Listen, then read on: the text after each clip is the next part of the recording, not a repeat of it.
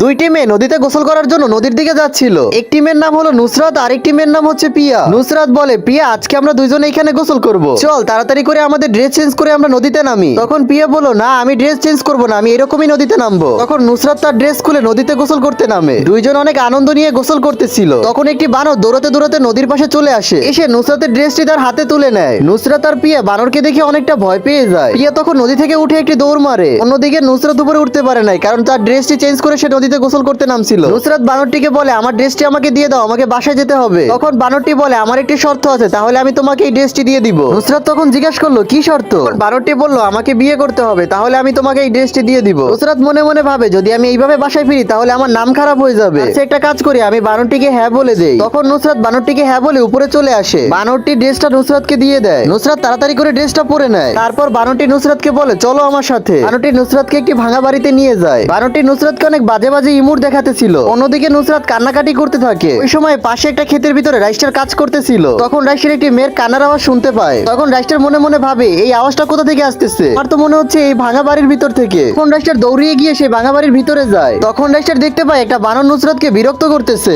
রাইস্টার তখন একটা হাতে লাঠি নিয়ে ওই বানরটিকে ইচ্ছা মতো মারে। তখন এই বানরটা ওইখান থেকে দৌড়ে পালিয়ে যায়। রাইস্টার তারপর আবারও নুসরাতের কাছে আসে। নুসরাত তখন রাইস্টারকে বলে, অনেক অনেক ধন্যবাদ ভাইয়া, রাত্র অনেক হয়ে গেছে। একজন আরেকজনকে দেখতে থাকে। তারপরে দুইজন অনেক মজার মজার গল্প করতেছিল। দেখতে দেখতে আবারও সকাল হয়ে যায়। নুসরাত রাইস্টারকে বলে, বাই বাই ভাইয়া। এই কথা বলে নুসরাত বাসার দিকে চলে যায়। এক বছর পর নুসরাতের একটি বাবু হয়। বাচ্চাটি দেখতে একেবারে রাইস্টারের মতো হয়। নুসরাত বাচ্চাটিকে নিয়ে যখন বাসায় আসে তখন তার ভাই অনেকটা রাগান্বিত হয়ে যায়। নুসরাতের ভাই বলে, খরগোশের মতো বাচ্চা আমার ঘরে থাকতে পারবে না, বেরো এখান থেকে। নুসরাতের ভাই বাচ্চাটিকে মারতে মারতে ঘর থেকে বের করে দেয়। রাইস্টার ক্ষেতের ভিতরে কাজ করতেছিল, তখন একটা বাচ্চার কান্নার আওয়াজ পায়। রাইস্টার একটু আশেপাশে খুঁজতেছিল, তখন দেখতে পায় একটা বাচ্চাই কাঁদতেছে। তখন রাইস্টার বাচ্চাটিকে জিজ্ঞাসা করে, তুমি কান্না করতেছো কেন? তার আগে বন্ধুরা, অনেক কষ্ট করে ভিডিও বানাই, তোমরা ভিডিওতে একটা লাইক দিয়ে চ্যানেলটাকে সাবস্ক্রাইব করে দাও। লাইক সাবস্ক্রাইব করলে তো তোমাদের হাতে ব্যথা হবে না, উল্টা আমার ভিডিও বানানোর আগ্রহটা আরো দ্বিগুণ বেড়ে যাবে। তখন বাচ্চাটি বলে, আমার মামা আমাকে মেরে বাসা থেকে বের করে দিছে। মামা আমাকে বলছে খরগোশের মতো দেখতে এই বাচ্চাটি আমার বাসায় থাকতে পারবে না। রাইস্টার তখন বাচ্চাটিকে তার ঘরের ভিতরে নিয়ে আসে। তারপরে বাচ্চাটিকে বলে, তুমি এখানে দাঁড়াও, আমি তোমার জন্য খাবার নিয়ে আসতেছি। রাইস্টার খাবার নিয়ে এসে দেখে বাচ্চাটি আর বাসায় নাই। বাচ্চাটির আম্মুর কথা অনেক মনে পড়তেছিল, তাই সে আবারও বাসায় ফিরে যায়। বাসায় গিয়ে বাচ্চাটা তার মাকে জড়িয়ে ধরে।